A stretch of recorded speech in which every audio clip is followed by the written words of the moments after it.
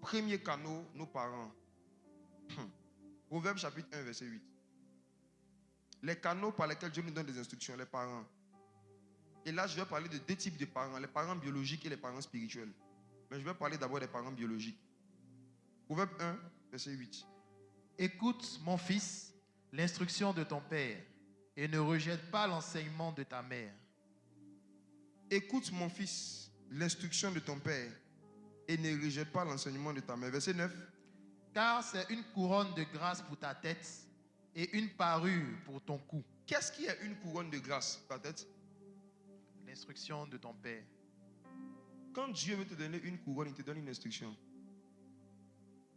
Chaque instruction que tu laisses tomber est une couronne que tu jettes.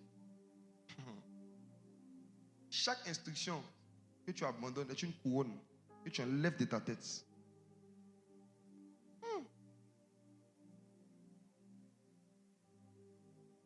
Dieu passe par nos parents biologiques pour nous donner des instructions.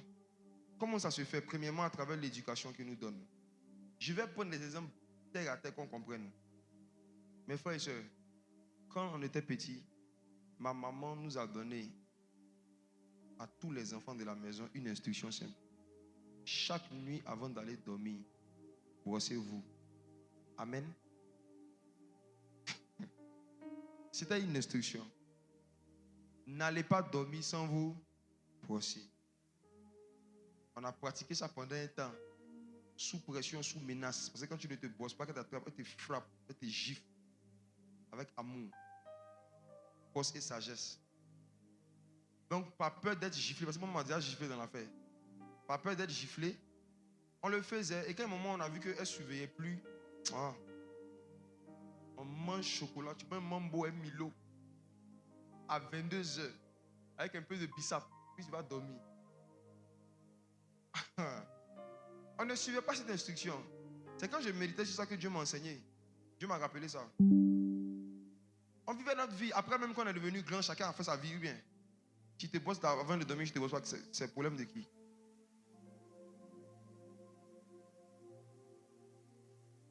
L'année passée, ici, là, il sent une petite douleur. Matin.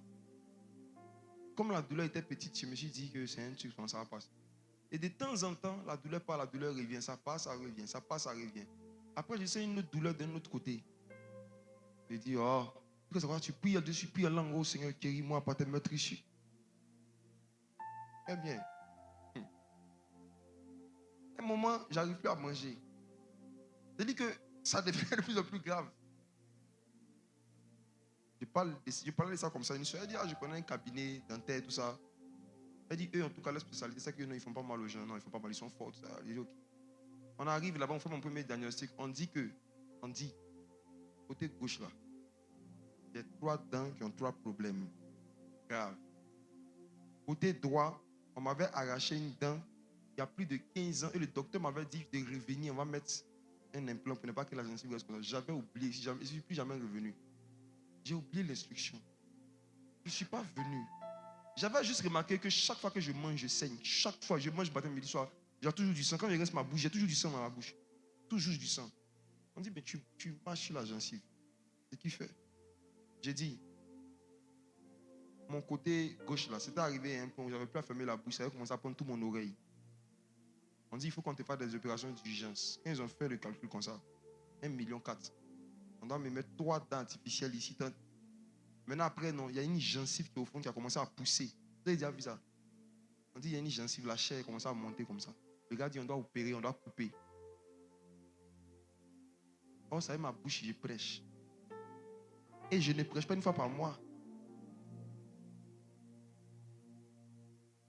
Pendant 1 mois, j'ai fini la semaine dernière. Pendant 1 mois, chaque semaine, on partait, ils m'ont opéré, ils ont coupé d'abord la gencive. Après, ils ont fait des choses, ils ont réparé. Il y a un plomb qui était sur une dent depuis plus de 20 ans. Le plomb aussi a sauté pour se mettre dedans. Donc la dent est pouffée. Il dit, ça fait 4e. J'ai dit, Dieu seul sait ce que j'ai vécu ces dernières semaines. Quand il était couché chaque fois sur le lit, une voix me disait, si tu avais écouté ta maman là, tu ne serais pas couché ici. Ouvre ta bouche. La voix me disait, j'ai fait exprès un jour, j'appelle ma maman, et je lui ai expliqué que, j'ai des problèmes que j'ai négligés pendant des années, j'ai gardé, c'est devenu, c'est en train de devenir là-bas. Elle dit, quand je vous disais de vous bosser,